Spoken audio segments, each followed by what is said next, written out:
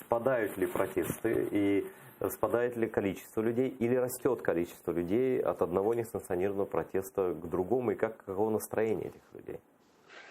Ой, вы знаете, можно говорить о количестве людей, которые вышли на улицы Москвы в субботу и предыдущую субботу, но на самом-то деле таким образом мы уходим от сути вопроса. А суть вопроса в том, что у нас почему-то думают, если кто-то в Москве или в каком-то другом российском городе крикнул «Долой Путина», то, не знаю, там, власть в России испугалась, задрожала или что-то может произойти. В этой стране, которая называется Россия, нет ни революционной ситуации. Президента Путина, как мне кажется, объективно, благодаря монополии на информацию, действительно поддерживают. И вот эти вот протесты, они не являются многочисленными и тем более никоим образом не могут повлиять в обозримой исторической перспективе, если ничего не произойдет еще сверх такого, на ситуацию в этой стране. Вот и все. И при всем уважении к людям, которые приходят на эти акции, высказать свое мнение, но они не являются угрозой действующей российской власти. И если размышлять, я вот слышал слова Марка о том, что если надо будет, они будут стрелять, я с этим согласен, но а зачем им стрелять, если они даже не используют, не знаю, там, водометы, газ и так далее. Вообще нет необходимости в этом. Вы посмотрите, что происходит на улице. Милиционеров или полицейских больше или соизмеримое количество участникам акции. Никто не сопротивляется. То возникает вопрос, зачем в них стрелять, если их можно просто по одному пересажать в автозаки. И чтобы изменилась эта ситуация, должно пройти время, и еще что-то должно измениться. В обозримом будущем говорить об этом просто бессмысленно. Скажи, пожалуйста, Ром, вот просто нам для понимания нашей аудитории, вот что бы ты считал революционной ситуацией в России, вот как наблюдатель, да? Вот ты сказал, что ее нет, да? Как это может выглядеть, революционная ситуация, если бы она вот была или возникнет через какое-то время? Ну, если мы говорим на России, то, наверное, надо вспомнить, что происходило на то время в нашей общей стране, которая называлась СССР, 91 год, и, наверное, что-то должно происходить здесь. Послушайте, по моему убеждению, запас прочности современной России с президентом Путиным или кто его сменит очень велик.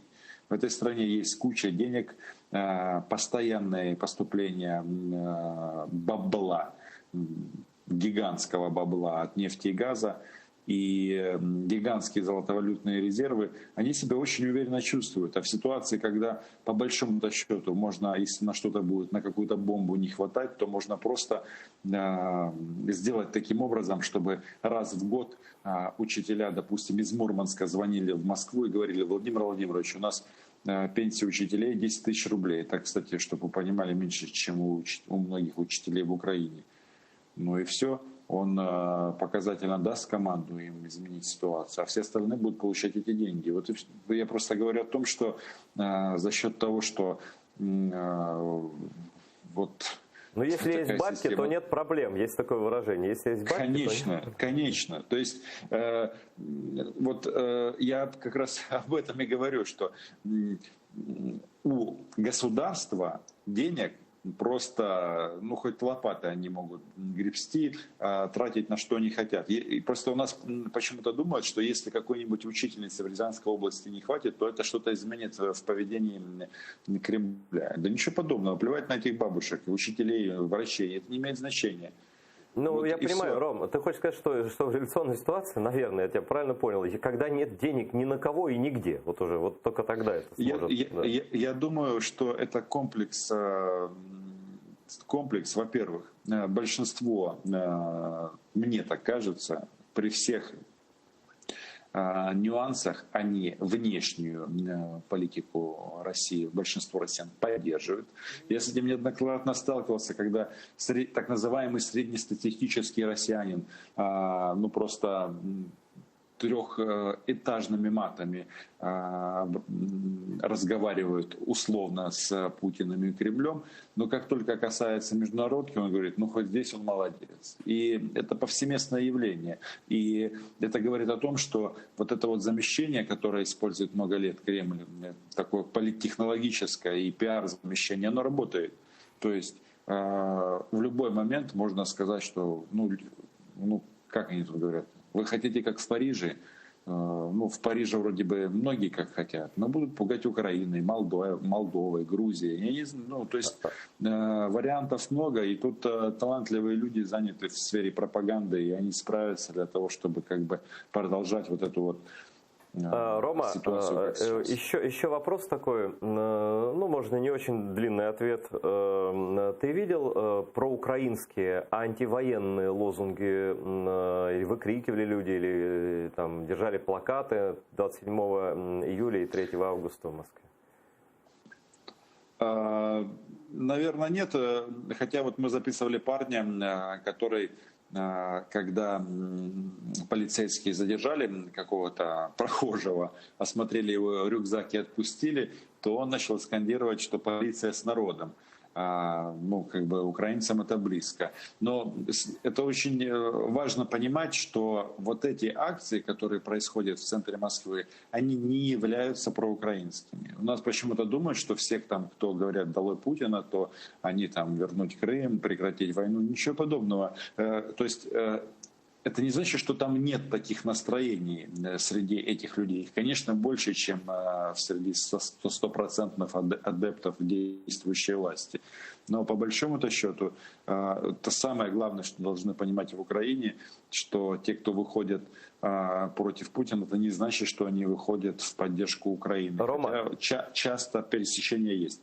И последний вопрос, он касается уже украинских новостей. Я считаю, что ты, как человек, долго работающий в столице России и живущий среди, ну, даже далеко не самых отсталых в информационном плане жителей этой страны, вот идея, озвученная командой президента Зеленского, о том, что будет ими создан, непонятные детали не ясны, но большой русскоязычный контрпропагандистский канал, который будет вещать на оккупированные территории и на Россию, то есть раззомбировать людей, давая им правдивую информацию там, об Украине, о мире, донося правду, ну, в противовес вот этому потоку лжи, который идет со всех российских каналов в мире. Да?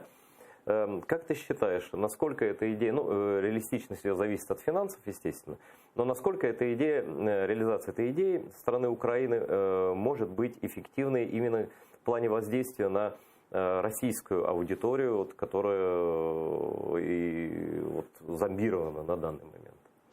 Слушайте, но наличие таких амбиций у новой украинской власти – это здорово. Однако всегда возникают вопросы, как это будет реализовано на практике.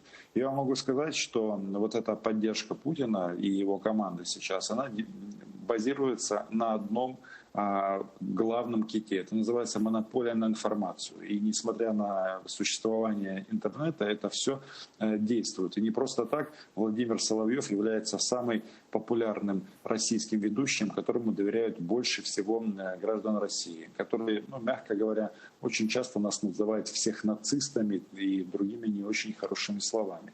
Поэтому тут это настолько комплексный вопрос, который включает в себя не только создание контента, что крайне важно. Качественный контент — это здорово.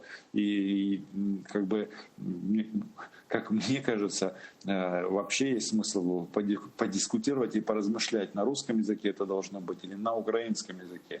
Но факт остается фактом, если состоянием на сейчас у нас на линии соприкосновения во многих местах вещают российские телеканалы и каналы, которые делает Россия для своих так называемых гауляйтеров, то вопрос, он очень сложный. И вот пока мы слышим общие заявления И Ну понятно, мы говорим Ром, про планы. Как это реально, будет сделано, реально непонятно. в перспективе раззомбировать с помощью такого масштабного Россиян канала Россия? раззомбировать невозможно. И если, вы знаете, опять же, уровень амбиций это здорово, ну давайте хотя бы попробуем задать себе вопрос. Может быть, нам хотя бы отстоять свою страну, хотя бы то, что осталось, потому что 11 или 13% у партии Путина в Украине. Вот команда Зеленского, они говорят, что они там кого там, Порошенко хотят иллюстрировать, его людей. Но на самом-то деле главной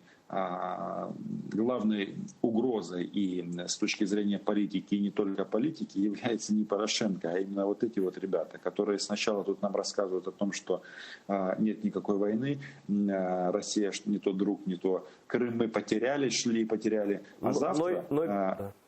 Они придут с автоматами. Ну и потом, вот Ром, в Украине же находится как минимум 6, а некоторые говорят 9 пророссийских каналов непосредственно в Украине. Что там говорить о пропаганде? Вот я как раз об этом и говорю, что если мы, если мы хотим влиять на россиян, это здорово, повторюсь в третий раз, все начинается с амбиций. Но если, извините за такое грубое слово, во многом просрана внутренняя украинская информационная повестка, тогда давайте тренироваться хотя бы на себе, попробовать это сделать.